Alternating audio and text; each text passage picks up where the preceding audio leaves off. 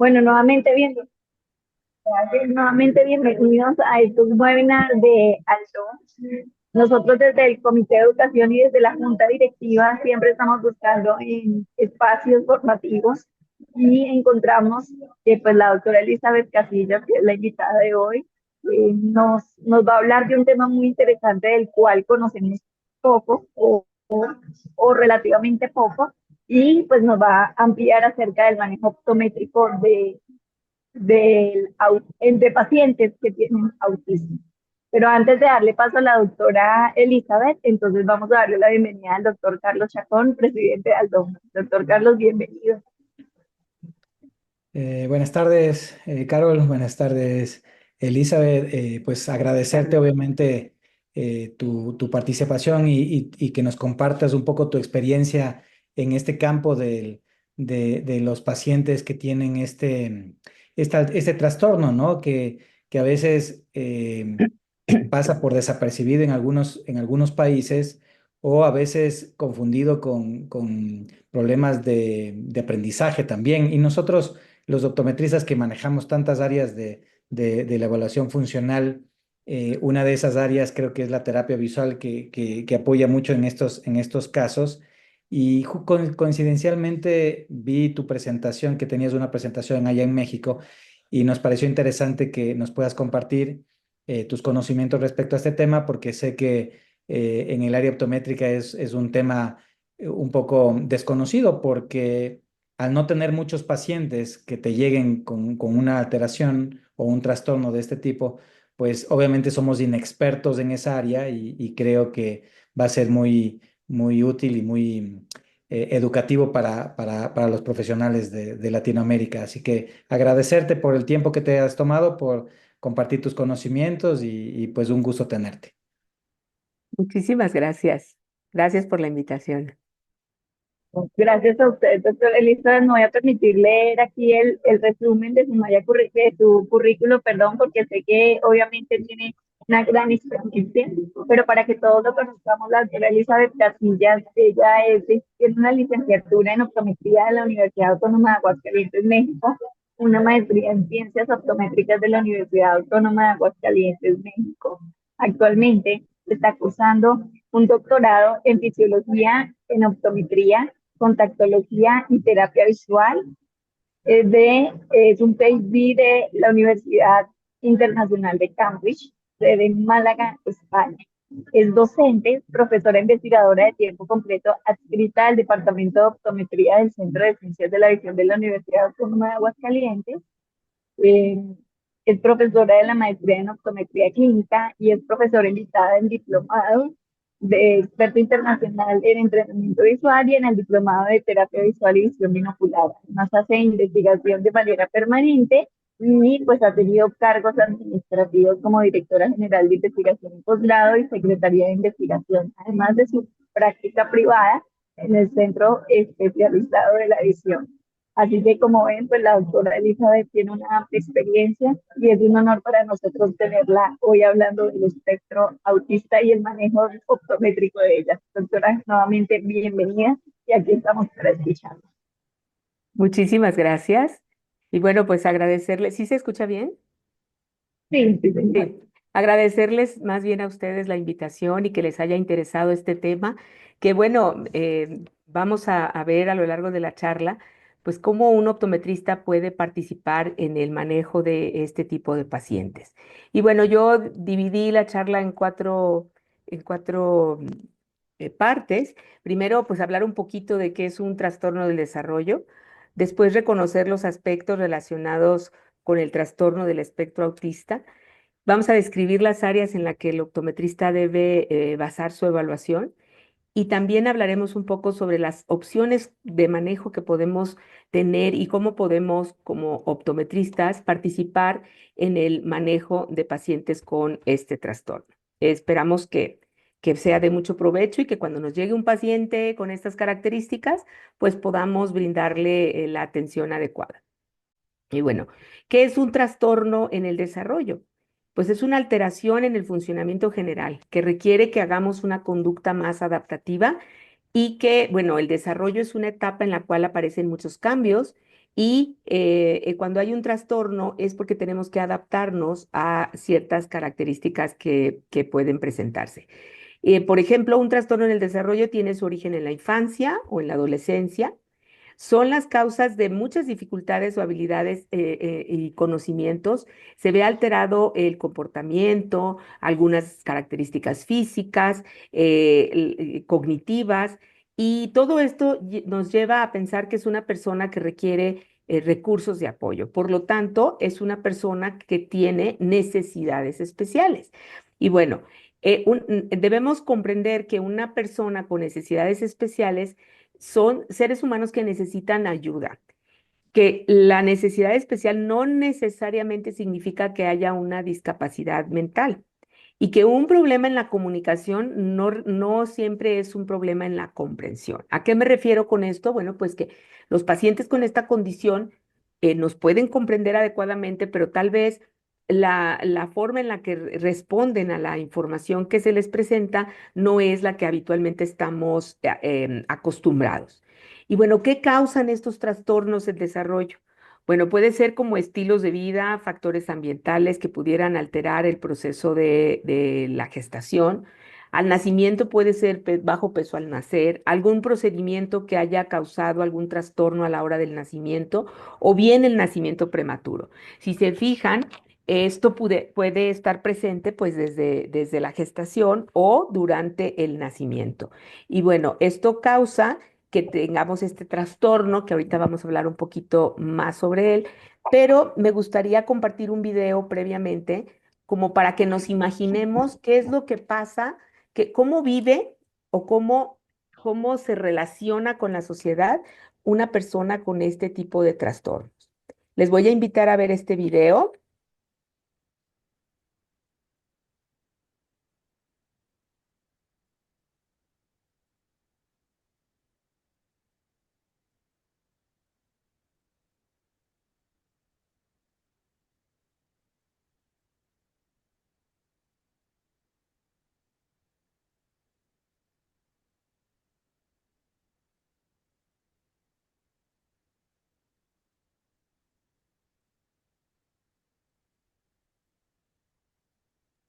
No sé si ya lo pusiste, pero no lo estamos viendo. ¿No se ve No lo veo, no se para. o no se escucha? No se oye. Se escucha. ¿Ya? No, doctora, no se está escuchando.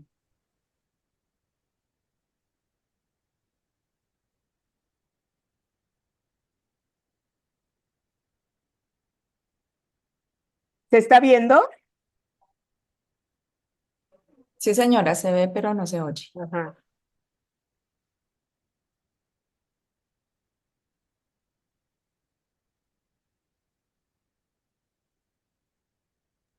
Tendrías que salirte, Elizabeth, dejar de compartir y al momento de volver a compartir, colocarle audio desde la parte inferior.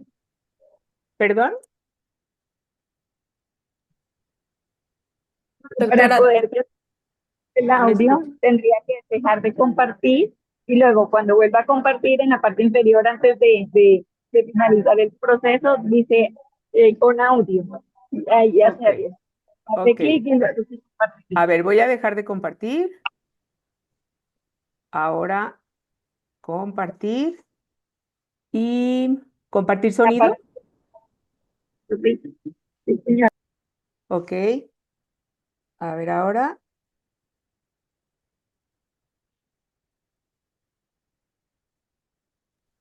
Termina de hacer el compartir normal. Ahí se supone que ya, vamos a ver.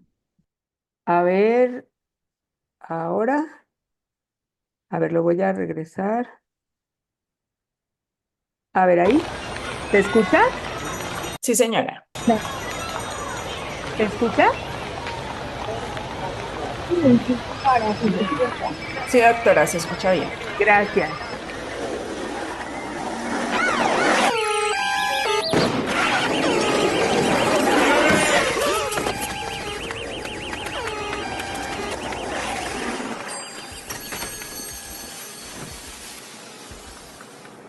Rapidez, muy bien, hoy día venimos más tranquilos.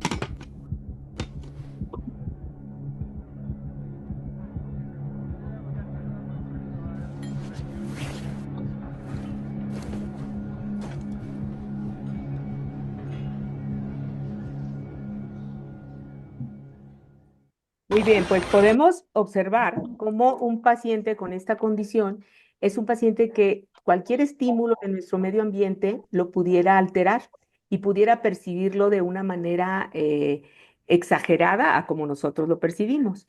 Entonces, ¿qué aspectos están relacionados con este trastorno? Bueno, empezando por la definición, es un trastorno del neurodesarrollo que se caracteriza principalmente por problemas en la comunicación, la interacción social, el procesamiento sensorial y las conductas repetitivas. Por lo tanto, vamos a tener a un paciente que va a tener conductas diferentes al resto de los niños, que podamos tal vez confundir con a lo mejor una crianza sobreprotectora o falta de disciplina o es el carácter del niño.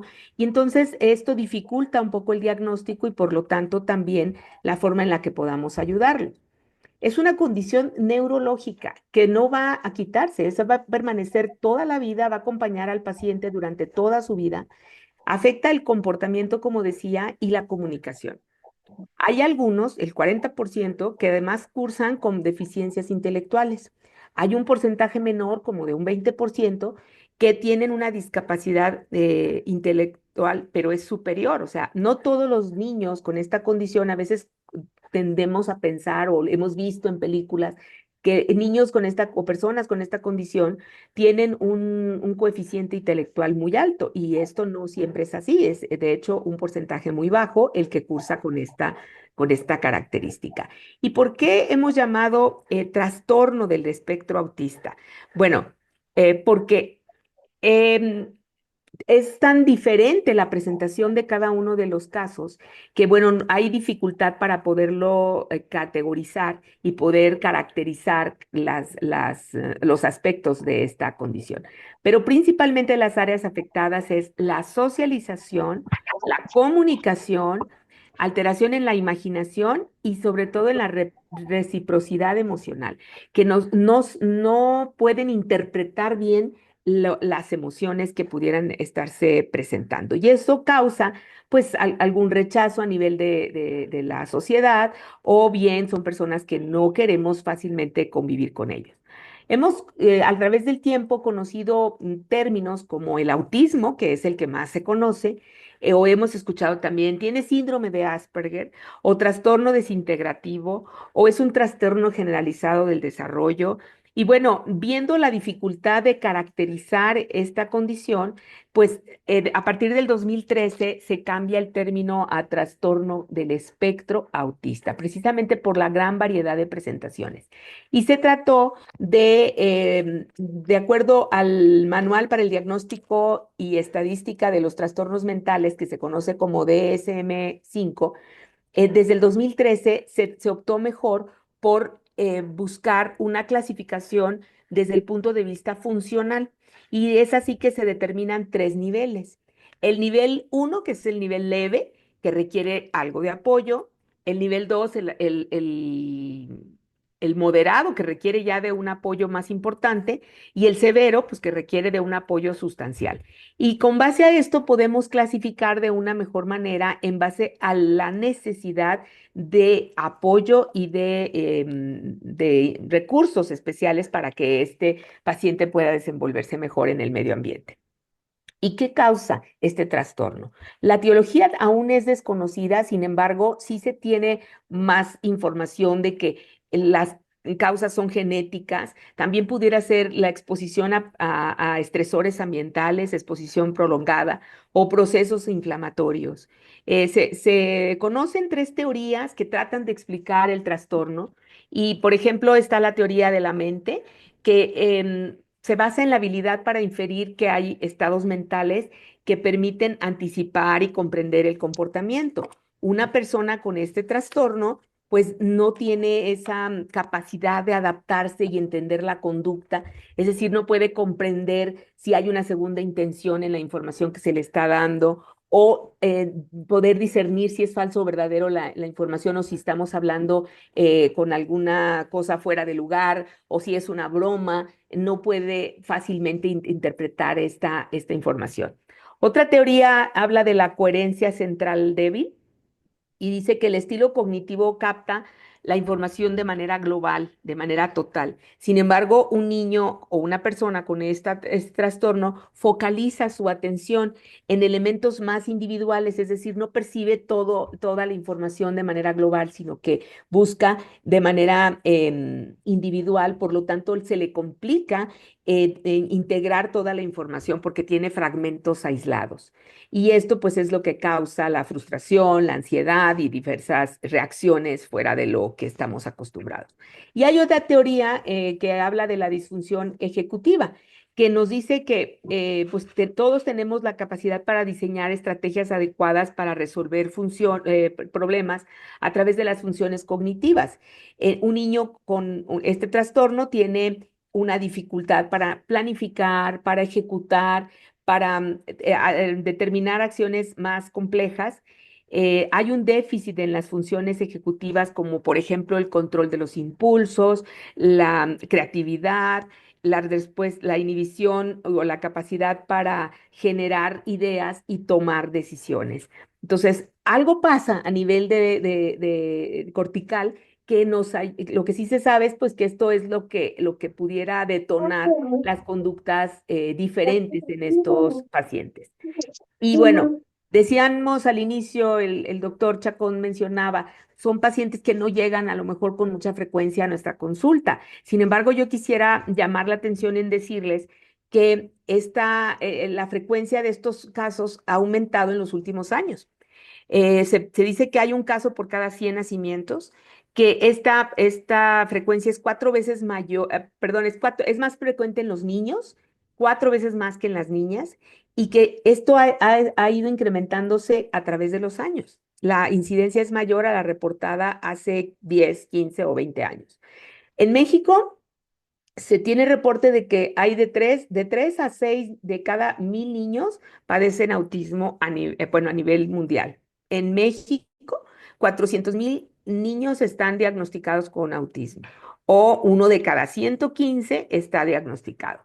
Hay un estudio que se realizó en el 2016, estudio epidemiológico, en el que se reportó una cantidad de 94,800 casos menores de 4 años que presentan indicadores sobre el autismo.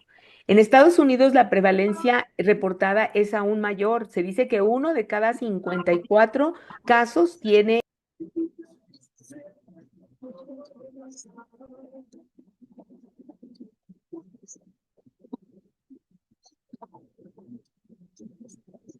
¿Sí me escuchan? Sí, señora, ya se escucha. Ya. Y bueno, en Estados Unidos se reporta una frecuencia mucho mayor. ¿Qué pasa en Colombia? En Colombia me encontré un estudio que buscó la prevalencia del trastorno en niños de 0 a 14 años. Se ha visto que también está aumentando, mientras que en el 2009 era de 4 de cada 10,000, ahora son 18,73 de cada 10,000. Entonces, Es algo que tenemos que tomar en cuenta. Tal vez en nuestro ejercicio profesional nos podamos encontrar con un paciente con estas condiciones y debemos, como parte de personal de salud, pues buscar indicadores que nos puedan llamar la atención para así, en todo caso, canalizar o bien saber cómo atender a un paciente por el aspecto visual. Hay indicadores de alarma como esto se hace evidente no desde el nacimiento, sino entre los 2 y 3 años. Hay, por ejemplo, en algunos casos, pérdida de lenguaje que ya se había adquirido y no hace caso. Son niños que decimos, comúnmente se escucha decir, es que está en su mundo, no hace caso, no responde a su nombre, tiene problemas para la convivencia y la relación con los demás, por lo tanto son niños solitarios, niños que prefieren andar solos, son indiferentes a lo que pudieran interactuar con otras personas. Carecen muchas veces de expresiones para comunicar sus intereses, lo que les gusta, sus necesidades, y no juega como todos los niños de manera simbólica o de manera fantasiosa. También hay alteración en la integración sensorial, de manera que podemos encontrar niños muy sensibles al ruido, al gusto, al tacto, los cambios de iluminación. Con frecuencia hay algunos que caminan de puntitas precisamente por esa hipersensibilidad que tienen en su piel y que pudieran sentir algo que para nosotros sería muy sencillo, hasta como el roce de la ropa o de alguna cosa. Ellos lo sienten de manera exagerada, como ya veíamos en el video. Pues también todo esto causa poca tolerancia a la frustración, pueden presentar risas, llantos sin motivo aparente, algunos son hiperactivos o bien pueden ser muy pasivos, repiten todo lo que están escuchando. Y bueno, hay otros signos como hiperactividad, falta de atención, rechazo al contacto físico, sensibilidad, como ya decía, a los ruidos, algunos son histéricos, depresión o aislamiento. También tienen conductas, algo muy importante es la conducta repetitiva. Podemos tratar de estar, si observamos en algún momento en el que está alterado, pudiera tener alguna conducta que nos permite ver que es algo inusual. Por ejemplo, golpear con una mesa repetidas, golpear la mesa repetidas ocasiones o hacer algún ruido o algún movimiento de su cuerpo de manera repetitiva. Y como decía, pueden estar asociados a déficit de atención, a hiperactivos, tienen fobias, tienen ansiedad, algunos depresión, otros cursan con alergias, ya sea a alimentos al medio ambiente, a los cambios de temperatura, pueden tener alteraciones en el sueño, piel muy sensible. También pueden tener trastornos gastrointestinales, dolor abdominal, estreñimiento, algunos reflujo, vómito, o pueden cursar con alteraciones metabólicas. Entonces, como ven, es una condición que interfiere en todo el organismo. ¿Y cómo se diagnostica? El diagnóstico es puramente clínico, en tres aspectos importantes: entrevistas que son estructuradas, observaciones sobre la conducta de manera detallada y algunas pruebas del desarrollo. Algo que se utiliza con mucha frecuencia y primordialmente es el cuestionario MChat, que es una serie de preguntas donde el padre responde sí o no a los cuestionamientos, y si tiene más de 8 puntos es un riesgo alto de padecer este problema, y entonces se puede canalizar a pruebas más enfocadas para el diagnóstico de autismo, como la prueba A2, nos sirve de apoyo en el diagnóstico. También el pediatra es una parte importante porque en la historia clínica, en la observación, durante la exploración, puede ver signos que pueden llamar la atención, pero también están las pruebas de neuroimagen, las pruebas neurofisiológicas que nos ayudan a confirmar el diagnóstico. Y como decía, pues es puramente clínico. Es una condición, como dije, que va a acompañar al paciente toda la vida, por lo tanto va a tener impacto en la familia, pero este impacto no siempre es negativo. Si bien puede causar estrés y sobreprotección y mucha atención sobre el niño que padece esta condición, también puede ser el motivo de crear relaciones muy fuertes, de crear una red de apoyo, de mantener una buena comunicación y de que toda la familia participe para que este niño o niña pudiera estar en mejores condiciones. Hay ciertos mitos y realidades sobre esta condición. Por ejemplo, lo que sí es cierto es que es una condición de vida que el paciente va a tener que adaptarse. La familia y los que interactúan con él, hay que entenderlos para poder interactuar con ellos. Sí desarrollan el apego, el afecto y la amistad, solo que lo hacen de una manera distinta. Algunos tienen muchas habilidades para la música, son buenos en matemáticas. Con el apoyo adecuado se mejora la calidad de vida. Lo que no es cierto es que el autismo se presenta por el abandono de los padres o que este trastorno solo se tiene en niños superdotados. Ya vimos que el porcentaje realmente es bajo, que las vacunas o que la dieta puede causar este trastorno o bien la sobreprotección y la crianza muy sobreprotectora nos pudiera causar esta condición. Esto no es cierto y bueno, hay que estar informados para poder transmitir la información adecuada. ¿Y cómo se maneja esta condición? Bueno, el objetivo va enfocado, como ya dijimos, es una condición de vida. Bueno, pues entonces el tratamiento va enfocado a reducir síntomas, a favorecer y mejorar el aprendizaje de las habilidades básicas funcionales. Como ya decíamos, son pacientes que requieren apoyo, entonces debemos tratar de mejorar las habilidades tanto en lo social, en la conducta y sobre todo en la comunicación. ¿Qué alternativas tenemos para maximizar estas capacidades?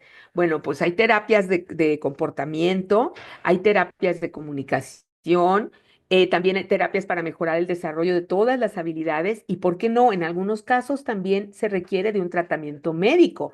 Hay medicamentos que ayudan a tener al paciente más calmado, más tranquilo para poder interactuar.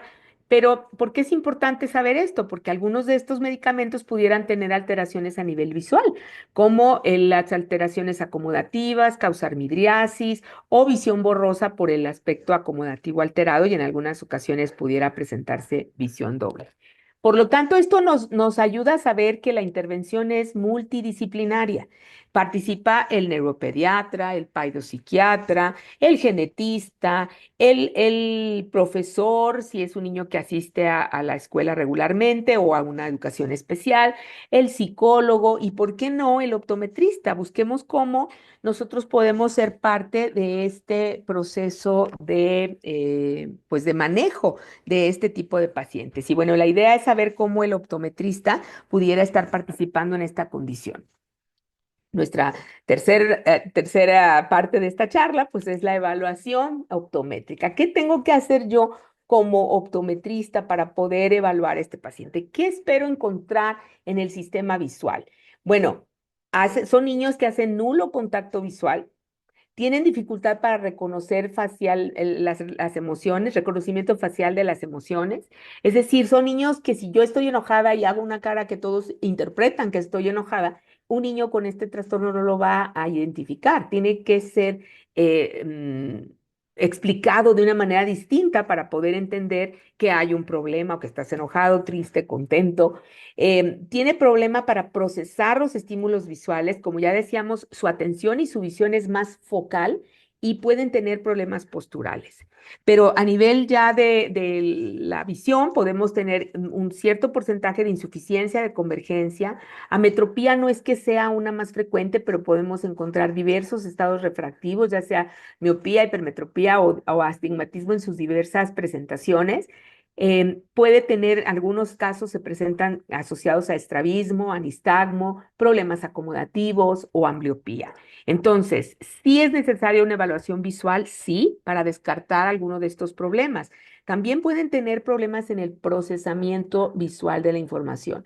Dijimos, la visión y su campo de atención es más focalizado. Puede tener problemas para lectura, puede tener problemas en la relación visual espacial, en la orientación, en derecha-izquierda, confusión de imágenes, en la figura fondo, presentan a veces el fenómeno de amontonamiento o pudieran tener también alteración en la lateralidad y direccionalidad. Como optometrista, ¿qué es lo que puedo hacer? Bueno, pues primero transmitir confianza, tener una buena comunicación, adaptar todas las técnicas y todo lo que he aprendido, todos mis conocimientos hacia ese paciente en particular. Considerar si hay alguna condición asociada, como las que vimos, de hiperactividad, falta de atención, problemas gastrointestinales, con problemas de piel, para poder atender de mejor manera a este paciente.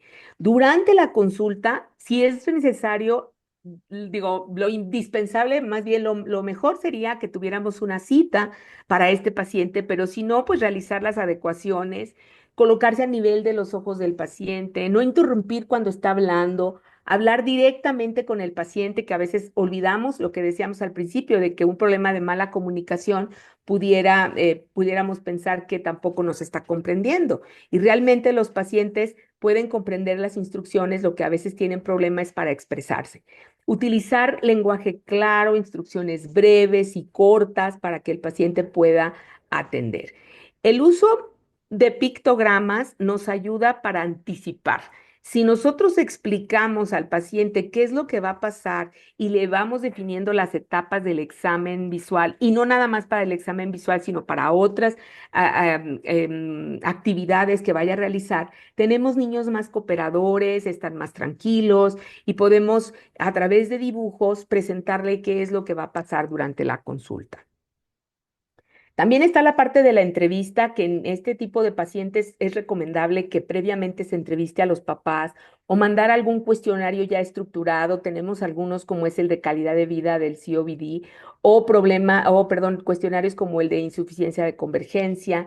Y bueno, básicamente la información que debemos recabar es cuál es el motivo de la consulta, qué síntomas están asociados, cuáles son los antecedentes oculares. Si ven, esto es prácticamente lo que hacemos con todos nuestros pacientes, la historia general de salud de ese paciente, tratamientos que ha recibido, si ha tenido alguna reacción, qué medicamentos utiliza para ver si podemos observar alguna alteración a nivel ocular y sobre todo los objetivos educacionales.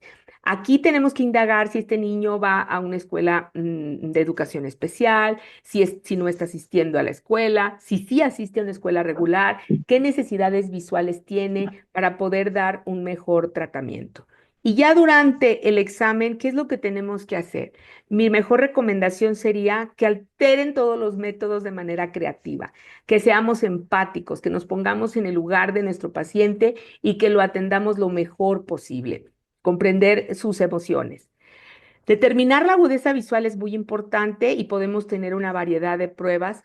Puede ser algo sencillo, utilizarla dependiendo de las características del paciente y su forma en la cual podemos interactuar, si es un paciente que verbaliza o no.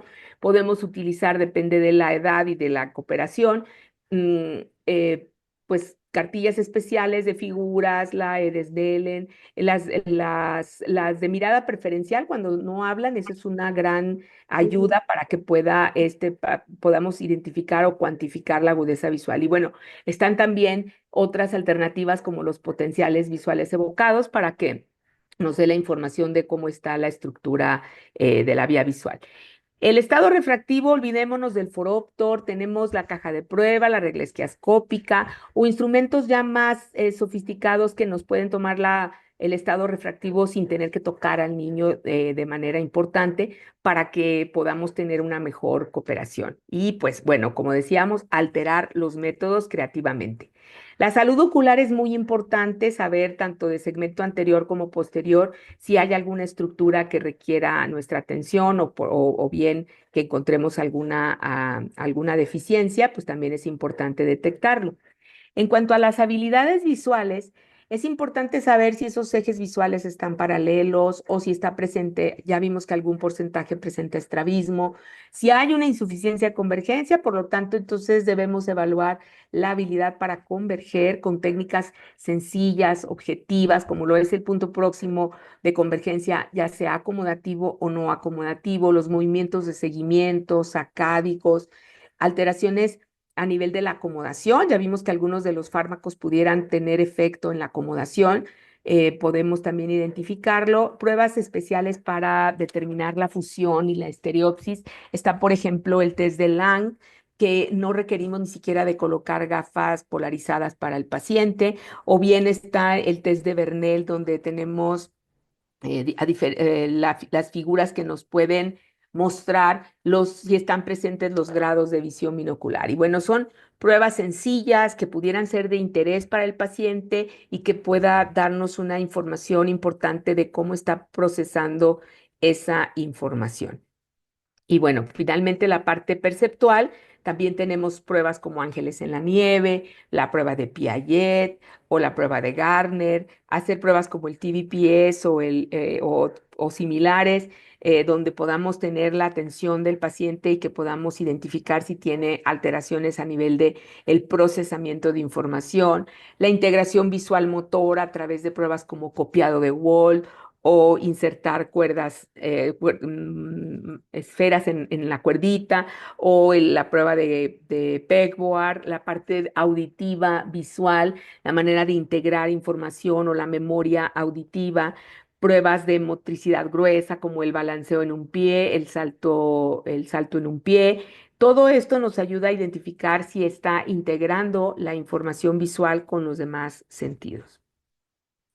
¿Y qué opciones tengo para ofrecerle a un paciente como optometrista? ¿Qué puede hacer ya un optometrista cuando ve que hay o no una alteración? Bueno, pues aplicar todo el conocimiento a la práctica clínica. Y tenemos diferentes herramientas optométricas. La más importante y la principal en la que podamos pensar es la corrección óptica, es la oclusión, los prismas, que vamos a hablar un poquito sobre una propuesta de manejo para mejorar la atención, y también el entrenamiento visual. Si vimos que parte del tratamiento va enfocado a reducir síntomas y si vemos que hay una alteración a nivel del procesamiento de información o bien con las habilidades visuales, pues tenemos más que la corrección óptica que ofrecer a nuestro paciente. Si también hay alguna ambliopía o algo, pues el tema de la oclusión siempre pudiera estar considerado dependiendo del caso.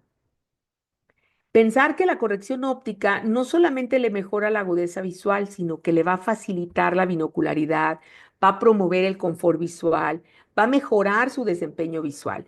Y ustedes podrán decir, bueno, tal vez el anteojo no sea conveniente porque no lo va a utilizar, porque a lo mejor no va a aceptar algo en su cara, pero es dependiendo de la metropía que se tenga. Es decir, si es una metropía baja, pues sí, tal vez que no esté teniendo una baja de visión no sería necesario prescribir, pero si vemos que con la corrección óptica mejora la agudeza visual, siempre hay que mandar la corrección. La oclusión en casos de ambliopías, para mejorar agudeza visual, para estabilizar la fijación, para también trabajar las habilidades monoculares de sacádico, seguimientos y cambios de enfoque, pudiera ser una opción que podemos combinar con el uso de la corrección óptica. El entrenamiento visoperceptual en todas nuestras áreas para mejorar las habilidades. Ya vimos también que hay un cierto porcentaje que hay presencia de insuficiencia de convergencia, problemas de motilidad ocular. Podemos determinar una serie de ejercicios que ayude al paciente a mantener un poco más tiempo la atención y que pueda desempeñarse de una mejor manera tanto en nivel educativo como en la interacción con las demás personas. Y llegamos entonces a la propuesta de los prismas. Los prismas, sabemos todos que son lentes que tienen la capacidad para desviar la trayectoria de la luz y pues van a disminuir la demanda de emergencia fusional. Es como estamos acostumbrados a utilizar los prismas, pero también debemos pensar en ellos como la capacidad de percibir diferente, de cambiar la percepción y la localización espacial. También para modificar la postura y para mantener la atención, ¿sí? Hasta luego, buenas tardes. Si los colocamos base superior, vamos a reducir nuestro espacio visual. Si los colocamos base inferior, por ejemplo, vamos a ampliar nuestro espacio visual. ¿Y cómo los usamos en el trastorno del espectro autista? Bueno, pues para mejorar el desempeño en general y los usamos de manera distinta. Usamos prismas gemelos o en yunta para causar una reorganización al nivel neurológico. ¿Y cómo sería esto? Bueno, pues utilizando prismas base superior, vamos a provocar un efecto en la rotación del eje horizontal hacia nuestro espacio visual, haciéndolo más central. Vamos a concentrar la atención en una zona más central. Vamos a modificar también el sistema de convergencia, mejorando así la organización espacial y mejorando el sentido de profundidad. Tenemos una publicación que es resultado de un estudio donde utilizamos estos prismas que habíamos visto que son utilizados ya previamente por diferentes autores como Kansky, que utilizan los prismas para mejorar la atención. Y sobre la literatura que se había mencionado, que se había publicado, se tenía la idea de que pues a cada paciente se le adaptaba el prisma según como el comportamiento cambiara de manera importante. Y bueno, nosotros lo que quisimos ver con este estudio fue buscar si alguna posición del prisma en particular pudiera ayudar a ese paciente a a mantener la atención por periodos más largos. Y bueno, lo que hicimos fue, en una muestra de 20 pacientes ya diagnosticados con el trastorno en niveles 1 y 2, es decir, nivel leve o moderado, con edades de 4 a 16 años, se aplicó y se diseñó un cuestionario para identificar cómo era su periodo de atención, cuál era la postura cuando trabajaba de cerca y cómo se comportaba en realidad cuando tenía actividades para visión cercana. Se realizó una evaluación optométrica para determinar el estado refractivo y todas las habilidades que ustedes ahorita revisamos. Bueno, pues se hizo la evaluación completa y se hicieron pruebas con prismas en diferentes posiciones y también con diferentes poderes. Y bueno, el objetivo fue, pues primero evaluar y después determinar qué efecto tenían estos prismas en la postura, en la atención y en el comportamiento. Los usaron durante 4 meses y vimos que la base que aceptaban mejor era la base superior con 3 dioptrías. Y entonces los usaron 4 meses, por lo menos 4 horas durante el día, y luego los volvimos a evaluar. Para adaptar el prisma, no realizamos cálculos, no tomamos en cuenta la fusión, sino que estos prismas iban orientados con las bases en la parte superior. Y lo que hicimos fue que realizaran actividades como ver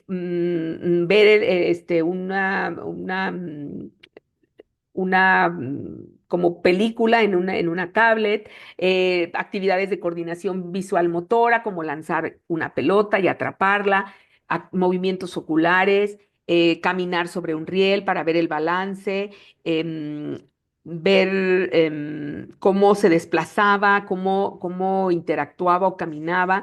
Y vimos pues la interacción con la visión y los demás sentidos a través de diferentes actividades que realizaban con el prisma y después, más bien primero sin el prisma y después con el prisma, para ver qué cambio había. Y bueno, ¿qué fue lo que encontramos? Estos niños que, por cierto, pertenecían a la Asociación Autismo Aguascalientes, bueno, osciló la edad, la media de la edad fueron de 10 años, 5 meses. em, Teníamos, la mayor parte de los niños correspondió al sexo masculino, el 90%, lo cual se ve que coincide con lo que ha reportado la literatura, que es más frecuente en el sexo masculino. Los estados refractivos que encontramos, bueno, pues un 45% tenía una hipermetropía baja. Luego, el siguiente estado refractivo más frecuente fue el astigmatismo miópico, el hemétrope en un 15% y también el astigmatismo mixto, y en un 5% encontramos pacientes con miopía. La motilidad ocular está adecuada en el 75% de los casos, solo el 25% presentó deficiencia, había un 30% presentó exoforia y bueno, pues coincide con la insuficiencia de convergencia que también se presentó en un 30%. La estereopsis se midió en el 85% de los casos y bueno, el 15% no se pudo medir. ¿Y qué resultados encontramos? Bueno, pues como ya decía, el estado refractivo más frecuente fue la hipermetropía. Había problemas de disfunción oculomotora, de insuficiencia de convergencia, la mayoría presenta una buena estereopsis. Se adaptaron estos prismas y sí provocaron cambios. Como les decía, habíamos utilizado un cuestionario inicial y final para que la apreciación no fuera solo subjetiva, sino que pudiéramos tener información cuantitativa de qué cambios había provocado. Y bueno, se observó que los niños se mantenían por más tiempo la atención, podían realizar de una mejor manera las actividades escolares en visión cercana y presentaban una mejor postura y un comportamiento más tranquilo a la hora de estar usando los anteojos. Y bueno, pues de comentarles que pues es entonces una propuesta como tratamiento pasivo para niños con este trastorno y que pudieran lograr un mejor desempeño en las actividades de visión cercana. Por lo tanto, pues esta opción se propone como parte del manejo del trastorno del espectro autista. Y finalmente, pues decirles que la intervención optométrica en pacientes con TEA no es algo común, como decía, pero sí es un paciente que podemos recibir en nuestra consulta y que sí representa un reto para que podamos ser empáticos con ellos y poder trabajar y poder saber cómo está el sistema visual para poder participar y ayudar a este paciente para que pueda tener un mejor desempeño. Se requiere entonces de estrategias especiales, sí, de hacer cambios en nuestra rutina de examen, y que las técnicas de evaluación y tratamiento las podemos adaptar para cada paciente. Que pensemos que si bien muchos pudieran cooperar para entrenamiento visual, que también las opciones pasivas, como son los prismas, pueden ayudar a que un paciente se encuentre mejor y sobre todo que pueda desempeñarse de una mejor manera. Y bueno, pues pensar que como optometristas podemos ayudarlos. Entonces, pues me quedaría con el mensaje de que aceptemos el reto para mejorar la calidad de vida de niños con pacientes con trastorno del espectro autista y que hagamos que pasen cosas maravillosas. Y para finalizar, pues compartirles otro videíto que espero que se pueda escuchar bien, que resume todo lo que comentamos. Todos somos diferentes y eso es maravilloso. Algunas diferencias son fáciles de ver: altura, peinado, color de ojos, etc. Otras diferencias no son tan obvias: nuestra comida favorita, nuestros miedos o habilidades especiales. Curiosamente, nuestra forma de ver el mundo también es diferente. Por ejemplo, ¿qué ves en esta imagen? Casi todos vemos un pato, pero algunos habrán visto un conejo. No importa cuál viste, ambas respuestas son correctas. Es tan solo un truco para demostrar que nuestros cerebros funcionan diferente. Tu cerebro es un computador poderoso. Cada cerebro es diferente de los demás y controla cómo aprendemos, por eso tenemos habilidades diferentes. Tus sentimientos, por eso reaccionamos diferente a los mismos estímulos, y cómo nos comunicamos. El cerebro a veces está conectado de tal forma que interfiere con los sentidos, la forma en que percibimos las situaciones y cómo interactuamos con otros. A esto se le conoce como autismo. Mucha gente tiene autismo. Es muy posible que alguien que conoces sea autista. Por eso es útil saber un poco más sobre el autismo. Frecuentemente, el autismo crea en el cerebro conexiones especiales que facilitan tareas que para la mayoría nos pueden parecer difíciles. Por ejemplo, matemáticas, dibujo o música. Pero esas conexiones a veces tienen el efecto opuesto y actividades que son fáciles para nosotros, para ellos son increíblemente difíciles, como hacer amigos. Nuestros sentidos constantemente envían información al cerebro sobre las cosas y las personas que nos rodean. Sin embargo, cuando el cerebro y sus sentidos no se comunican bien, el cerebro se sobrecarga y se confunde, afectando cómo se ve el mundo exterior. Imagínate que estás caminando por esta calle. Ahora, así es como alguien con autismo podría percibir la misma caminata. Aterrador, ¿verdad? Tristemente, en muchos casos, la persona no puede expresar cómo se siente. Y aunque por fuera parece estar bien, por dentro hay una maraña de información envolviéndolos de ansiedad, incapaces de pedir ayuda. Sin darnos cuenta, todos desarrollamos métodos para calmarnos durante situaciones difíciles. Nos abrazamos, nos mordemos las uñas, jugamos con las manos, apretamos los labios, etc. De la misma forma, las personas con autismo se comportan de formas que les ayudan en momentos de ansiedad. Estos comportamientos pueden parecer extraños, pero son simplemente su manera de protegerse y son indicación de que algo no está bien. Lo mejor que podemos hacer es no empeorar su situación, enojándonos, ignorándolos o burlándonos. Recuerda, solo porque un juego de Xbox no funciona en un PlayStation no significa que el PlayStation está roto. Las personas con autismo necesitan amigos dispuestos a tomarse el tiempo de conocerlos. Con comunicación y mucha paciencia, todos nos podemos beneficiar. El autismo no es una enfermedad, es simplemente una forma única de ver el mundo. Y con nuestra ayuda es posible que ellos compartan esa visión con nosotros. El autismo hace que sucedan cosas asombrosas.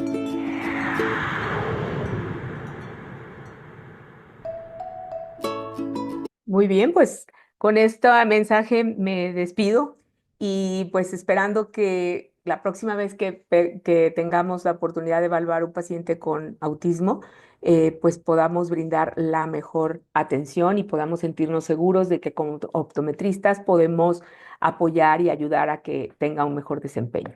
Y pues agradecerles por la atención, por ahí están mis correos, por si alguien después quisiera comunicarse, con mucho gusto estoy al pendiente. Muchísimas gracias. No sé si haya alguna pregunta. Eh, Hola Elisa, bueno, muchas gracias por tu presentación. Me sacaste de un montón de dudas que Ay, tenía y creo que a los asistentes también. qué bueno. Coincidencialmente tengo un paciente que tiene autismo, que es el hijo de una amiga, y bueno, tú empezaste diciendo esto de los mitos, ¿no? Que a veces Ajá.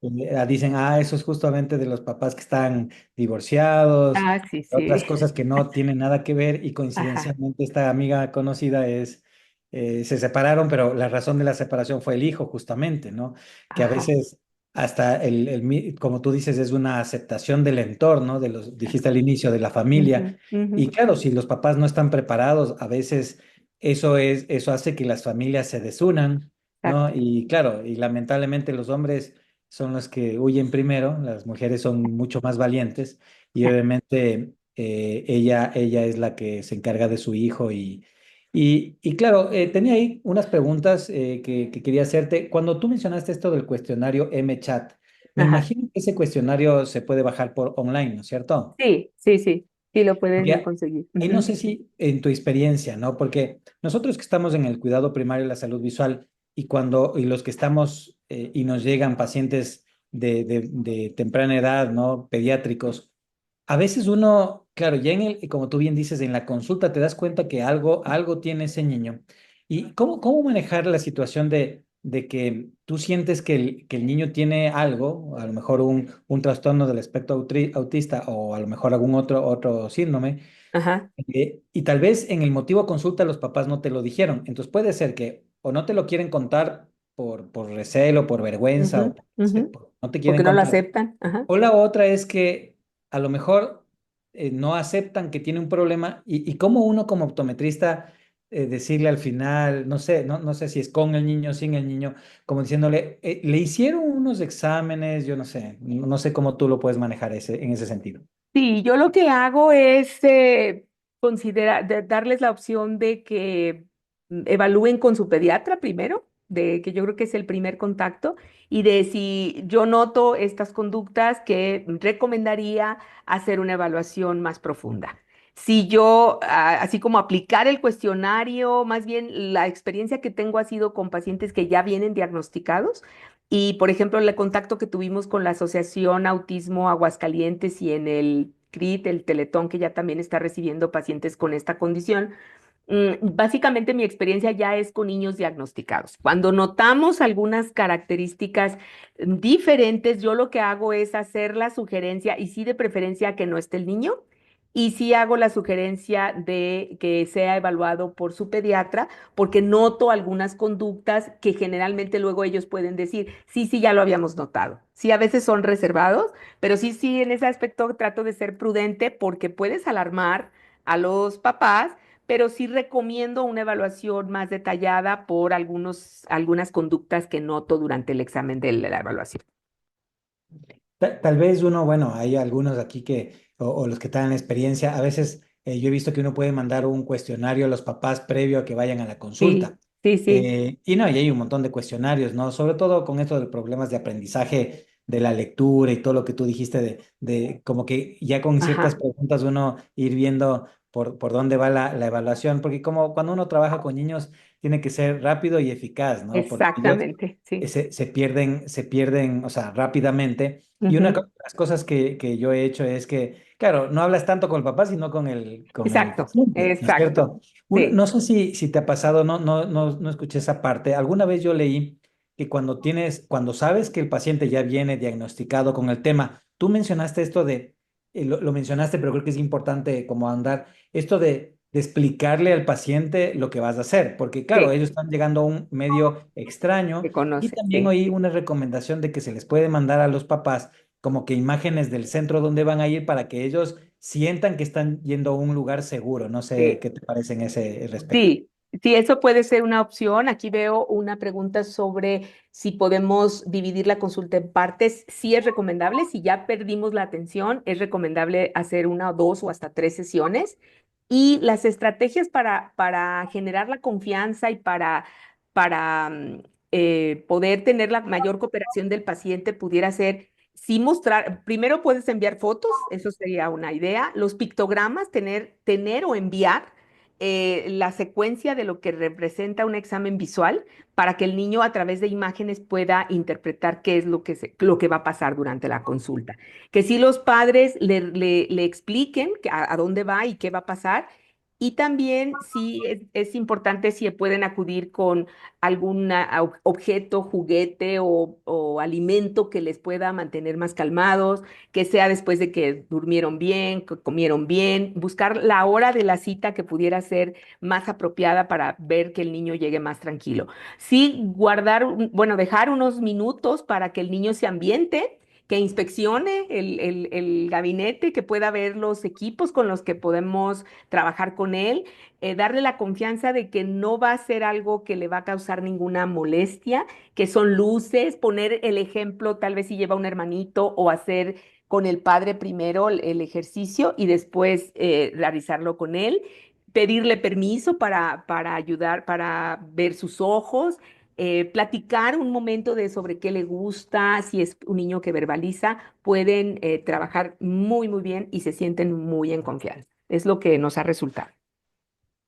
Elizabeth, oye, gracias por toda esa información. Vi también otra cosa que me parece interesante y cuando uno hace la refracción y vi ahí el retinoscopio y el autorrefractómetro, creo que también en este grupo de pacientes claro, como tú dices, dar el permiso porque a veces no les gusta que les toques. Sí, sí, sí, Entonces, creo que es importante oír sentir objetos, ¿no? Lo que tú dices, sí, la hipersensibilidad. Pues qué sí. importante, bueno, tener la posibilidad, los que puedan, ¿no? Tener autorrefractómetros portátiles o hacer con un retinoscopio, no acercárnoslo demasiado Sí. y obviamente esta explicación que tú mencionas, ¿no?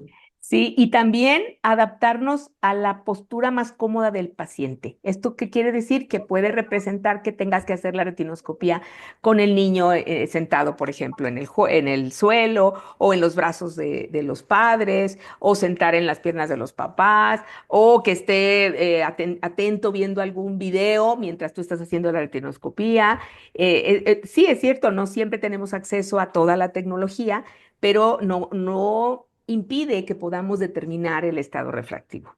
Exacto. Yo Sí, creo que eso uno aprende los que hemos tenido la oportunidad de trabajar con niños, adaptarnos a la necesidad de él, sí, o sea, en general, ¿no? Porque ese típico niño que te llega a 2, 3 años con la mamá sentada ahí y claro, no quiere salir de ese sitio seguro, ¿no? Y tú ahí sí, mismo, a lo mejor en tu mesa de trabajo, donde estás conversando con los papás, ahí mismo le haces la retinoscopía, sí, que no le exacto. hagas ver de lejos porque quieres Sí, tener una idea de Sí, transparencia y todo eso, ¿no? Y el resto de test que tú bien lo mencionaste. sí, Una pregunta más que tengo yo, y bueno, no sé si alguien más tiene más preguntas. En el tema de los prismas que mencionaste y sí, en el estudio que hicieron, bueno, se ponen los prismas, ya sea con la medida o sin medida si no la tiene. Cuando lo mandaste, justo mencionaste esto del equilibrio y que quieres mejorar la parte de la postura, la atención y el comportamiento. Cuando se recomienda estos prismas, bueno, el que necesita lentes y usa permanentemente, pues es más fácil, creo yo, porque le incluyen los prismas. sí, claro. Pero el que no usa lentes, cuando tú le recomendé, o sea, hicieron el estudio, ¿le recomendabas los prismas era de manera temporal o le Sí, dijiste, claro. o Ujú. tiene que usar todo el tiempo? No, son niños que asistían a la escuela y entonces los recomendamos para hacer las actividades escolares y les pedimos que mínimo lo usaran 4 horas diarias. Entonces, o algunos lo usaron en la escuela, otros lo usaban en la tarde o haciendo sus actividades escolares. Y Pero si notabas mejoría, ¿no? No le decías a la mamá, bueno, ahora con estos lentes nos vamos a quedar porque esto mejora su rendimiento, o tú crees que eso puede generar un problema a largo plazo si es que tú consideras ponerle más ujú. tiempo. No, no, no, no genera ningún problema. El prisma lo que causó fue un mayor periodo de atención, una mejor postura a la actividad de cerca y entonces los padres lo estaban usando como un recurso. Le dimos seguimiento a estos niños y la mayoría los utilizaban porque se sentían cómodos con ellos. Ellos mismos referían, es que me siento más a gusto con el lente. Ah, Entonces, bueno, lo dejamos otros. Dijeron, no, a mí yo ya no lo utilizo. Entonces, aquí lo que mencioné es que el prisma provoca una reorganización a nivel neurológica porque está cambiando la trayectoria de la luz y percibe el mundo de manera diferente, digámoslo de esa manera. Por lo tanto, cuando ya hace este cambio, si el niño siente comodidad con el lente, lo sigue utilizando. Si no, la idea es que se use por un periodo tal vez hasta de 6 meses y luego ya no sea necesario este prisma, pero se mantenga los cambios que provocó en el periodo de atención, que sea un poco más largo. y claro, en el tiempo podría reutilizar su lente si es que Exacto, siente que la mamá que está exacto. perdiendo a través de este tema y que lo Ujú. que ganó, ¿no es cierto? Entonces, Sí, como tú bien dijiste, es un trabajo multidisciplinario con los así es. psicopedagogos, los profesores y obviamente los padres de familia, ¿no? Entonces, Claro, qué interesante, ¿no? Este campo de la optometría, claro, es tan amplio porque son tantas opciones y tú fíjate que tú, o sea, el hecho de hacer un convenio o trabajar con una sociedad sí, es darles estas charlas, como tú bien dices, y fíjense en cómo se abre el campo de la optometría y solo sí, estamos hablando de un tema puntual, ¿no? sí. Entonces, bueno, de mi parte y de la Asociación Latinoamericana, pues agradecerte tu disponibilidad. Yo pues no tenía el honor de conocerte, pues qué gusto saber de ti y ojalá te tengamos en próximos eventos de Aldo y que nos Claro que sí. colabores pues en tus charlas. Claro que sí, pues el honor es para mí compartir con ustedes esto que realizamos y que ojalá les sirva para poder pues darle una atención a este grupo de pacientes que realmente lo requiera. Eh, la elección de anteojos o ayudas visuales en pacientes con baja tolerancia o sensorial. Aquí esta pregunta habla de cómo abordamos la elección de los anteojos. Utilizamos anteojos cómodos bueno, pues no sé, podemos decir, la marca que utilizamos fue Miraflex y fue bien aceptada por los niños porque sí, más cómoda. Sí, y no tuvimos problema para que lo utilizaran. De los 20 que participaron, todos aceptaron muy bien los anteojos. Los vieron hasta como novedosos, les dejamos escoger el anteojo, el color que les gustaba, para que estuvieran más dispuestos a utilizarlo. Sí, no sé si haya alguna otra pregunta.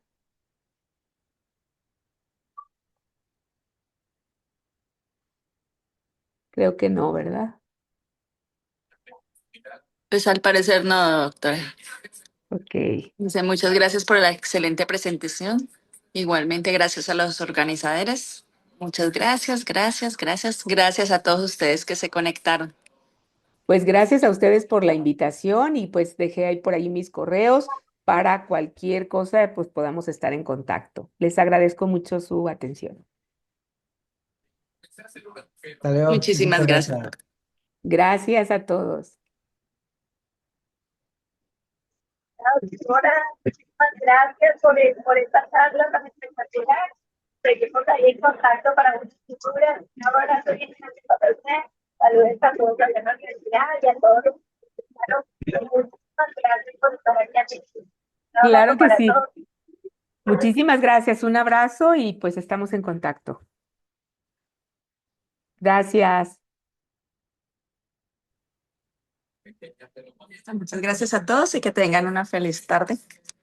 Igualmente, muchísimas gracias.